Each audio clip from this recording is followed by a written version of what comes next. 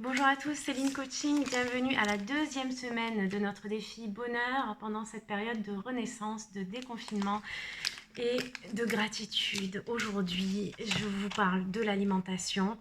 Quel est le conseil du jour? Essayez d'intégrer au moins sur les 3 repas un repas de crudité, de légumes crus vraiment et de fruits. Pourquoi? Eh bien, je vous renvoie vraiment à la vidéo de la grande naturopathe Irène Grosjean et vous comprendrez mieux pourquoi. Nos humeurs sont déterminées par nos humeurs, comme elle l'explique très bien, c'est-à-dire les liquides dans lesquels baignent nos cellules.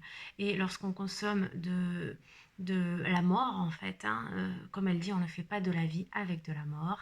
Eh bien, lorsqu'on consomme du cadavre ou bien des légumes qui sont cuits, qui sont morts, eh bien, cela rend toxique ces humeurs dans lesquelles baignent nos cellules et puis jusqu'à ce que la toxicité pénètre dans nos cellules. Donc voilà, je vous envoie cette plein de bonnes ondes pour pouvoir vraiment faire le pas d'intégrer au moins le soir par exemple euh, bien un repas complet de fruits et de crudités, ou alors vous pouvez le faire 50-50 le midi et le soir. Bon, le matin c'est encore mieux, pensez aux graines germées aussi, c'est très simple. Et puis en fait, aux graines, les noix, les noisettes, les amandes, les pistaches, etc. Et vous verrez, testez par vous-même, vous verrez, c'est juste incroyable.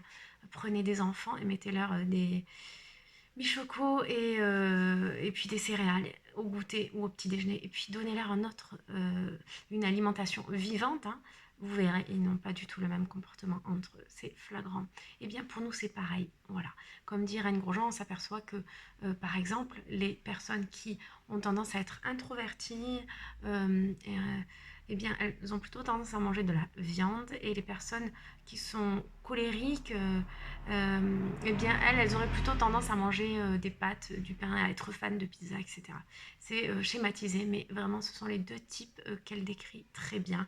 Et elle arrive à guérir, évidemment, les maladies grâce à l'alimentation, puisque c'est le terrain qui compte et un virus ne peut pas s'installer si le terrain est propre et bien nettoyé. Et vous verrez que votre état d'esprit, vos émotions vont changer.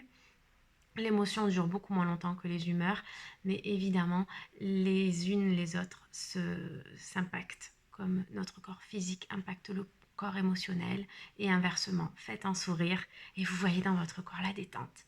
Ok, allez, je vous dis à demain pour le prochain conseil. Bon appétit!